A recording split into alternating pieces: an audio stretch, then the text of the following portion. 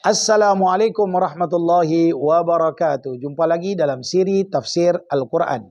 Kita masih lagi tafsir suratul Fatihah pada ayat yang kedua. Dengan firman Allah Subhanahu wa taala, A'udzu billahi minasyaitonir rajim.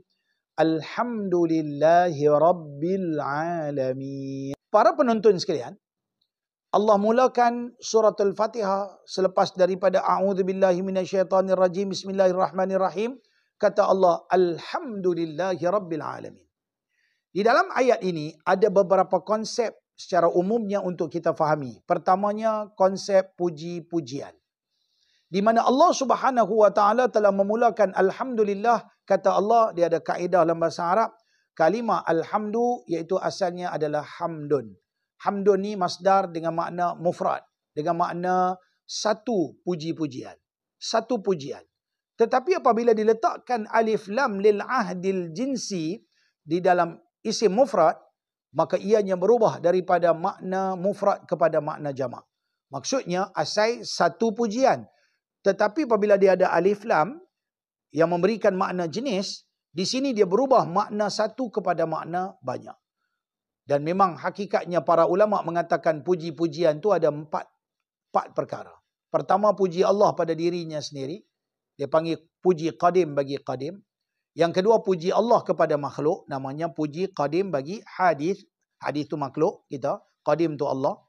Yang ketiga, puji makhluk kepada Allah Subhanahu wa taala. Wahai Tuhan, Engkau lah maha hebat, Engkau lah maha kuasa dan sebagainya. Yang keempat, puji makhluk sesama makhluk. Hakikat puji-pujian ini semuanya adalah milik Allah. Sebab itu kata ulama, lillah, alhamdulillah. Segala macam kepelbagaian puji itu milik bagi Allah. Lam dengan makna lil milki, milik bagi Allah. Allah punya. Sebab itu tuan-tuan yang dirahmati Allah, diajarkan kepada kita oleh para ulama supaya apabila orang puji kita, sedarlah bahawa puji itu tidak layak dengan kita.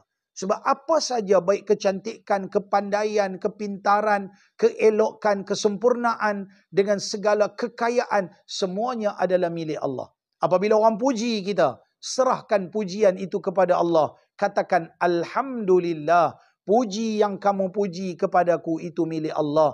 Dan sedarlah bahawa kita tidak layak menerima pujian tersebut. Hakikat sebenarnya semuanya dimiliki oleh Allah Subhanahu wa taala. Ini konsep yang pertama. Konsep puji-pujian dan menyedari hakikat pujian itu adalah milik Allah Subhanahu wa taala. Jangan riak, jangan takabur dengan puji-pujian orang kepada kita. Sedarlah bahawa kita tidak memiliki apapun di dunia ini. Segala-galanya adalah milik Allah Subhanahu wa ta'ala. Ini konsep yang pertama. Konsep yang kedua di dalam ayat ini, iaitulah konsep kesyukuran.